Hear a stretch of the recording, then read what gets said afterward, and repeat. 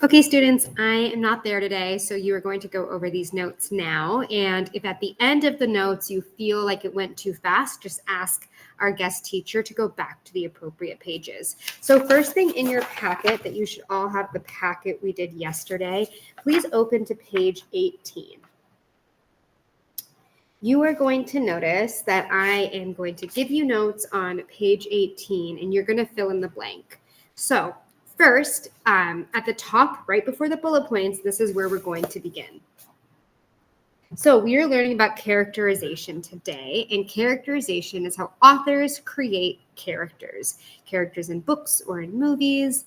And sometimes what authors do is sometimes authors use direct characterization, where they directly tell the reader what a character is feeling or what a character is like. So you might read a sentence in a short story that says, Blake is sad. That's pretty direct and pretty simple to follow. Other times, authors might use indirect characterization, where they give the reader hints or clues about what a character is feeling or thinking. This example might say, Blake's eyes fill with tears. As a person, we know that if someone's eyes are really watery, that might show that they are sad, and that is indirect characterization.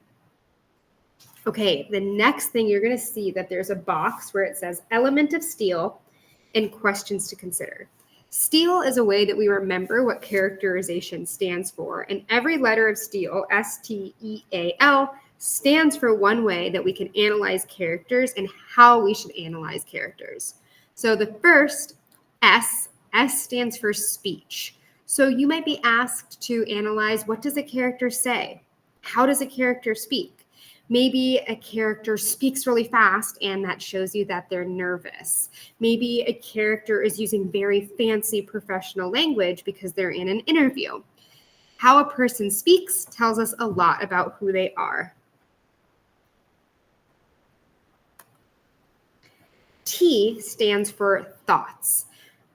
Many times, like the story we read in The Party, we get to actually know what's inside a character's mind. So the question you need to consider is what is revealed through a character's thoughts and feelings. Maybe they're having a really positive thought and this shows that they are happy, or maybe they're having more negative thoughts and this shows that they are somewhat sad.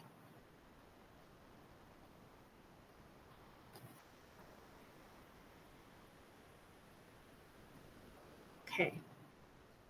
E stands for effect on others.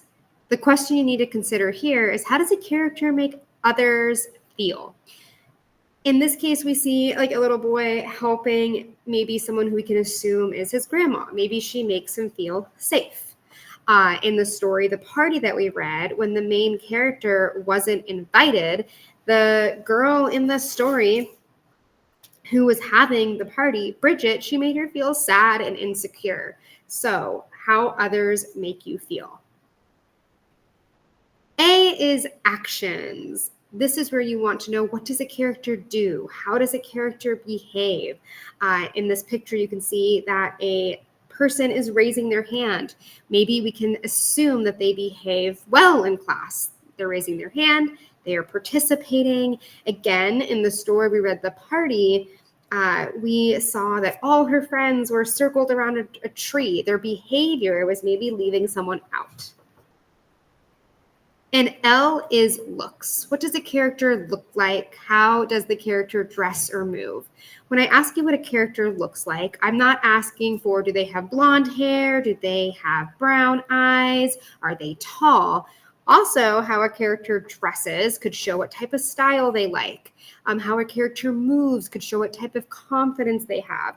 If a character is like crossing their arms and putting their head down, maybe they're insecure. If they're standing up straight, maybe they have a lot of confidence.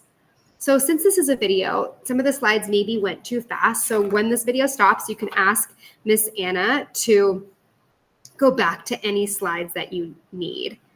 And after you get all the slides done, you are going to watch another Pixar film called Alike.